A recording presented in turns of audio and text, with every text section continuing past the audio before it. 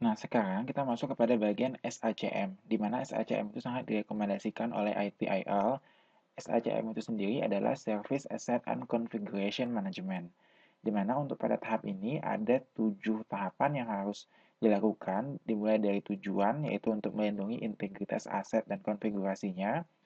Lalu itu ada bagian matriks, di mana matriks itu penilaiannya ada persentase penjadwalan pemeliharaan aset, ada aset yang diidentifikasi sebagai penyebab kegagalan service, ada juga peningkatan kepatuhan audit, dan persentase pengurangan dampak outtake pada bisnis. Selain itu untuk triggersnya itu ada 4 kategori, ada permintaan perubahan, pemesanan pembelian, service tambahan, dan permintaan service. Cakupannya sendiri itu ada semua aset service dalam service life cycle. Nah, untuk value-nya sendiri, ini adalah meningkatkan performansi service dan mengoptimalkan biaya dan risiko.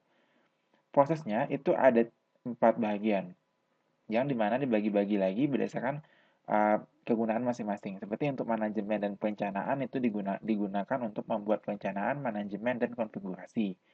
Dan bagian identifikasi konfigurasi digunakan untuk menentukan konfigurasi aset service. Nah, output dari SACM ini adalah informasi aset dan konfigurasi yang terkini. Nah, berikutnya masuk kepada bagian release and deploy. Nah, release and deployment management itu merupakan proses membangun dan mendeliver kemampuan untuk menyediakan service sesuai dengan service design. Nah, tahapannya itu ada 7 juga, dimulai dari tujuannya yaitu untuk membangun dan memberikan kemampuan menyediakan layanan sesuai dengan service design. Inputnya itu adalah authorized RFC, ada juga service package, SDP, dan kebijakan-kebijakan yang berhubungan. Untuk prosesnya itu dimulai dari perencanaan rilis dan deployment, lalu kemudian ada membangun service, mengirim dan deploy service, serta terakhir itu verifikasi deployment. Dan output dari tahapan ini itu adalah perencanaan rilis dan deployment, ada juga service notification dan katalog service yang terkini. Nah, untuk cakupannya, ini itu proses, sistem, dan fungsi untuk mengemas dan membangun sebuah rilis.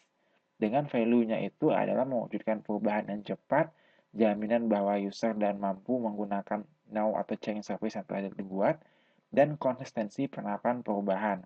Untuk matriksnya itu ada 5 bagian,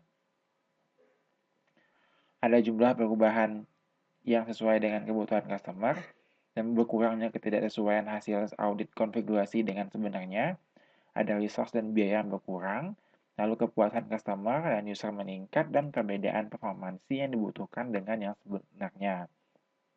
Nah, berikutnya untuk bagian release dan deploy ini adalah proses flow-nya, di mana ini bagian manage change. Manage change ini yang pertama itu ada RFC D1, itu mengeluarkan bagian authorized deployment start, lalu RFC D2 itu authorized activation, dan ini turun kepada bagian manage deployment atau decommission and transfer for each target group. Dimana ini menurunkan ada BL1, BL2, dan BL3. Nah, antara bagian ini nanti saling terkoneksi menjadi Deployment Post and Implementation Review. Nah, dari BL2 ini nanti itu akan menurunkan bagian untuk change dan transfer financial asset, ada transfer transition business and organization, ada deploy process and knowledge, deploy service management capability, transfer service, deploy application data information, dan deploy infrastructure and facilities. Nah, perlu diketahui untuk RFC sendiri itu adalah request for change yang memicu untuk terjadinya deployment. Sementara BL ini itu adalah business point, baseline point.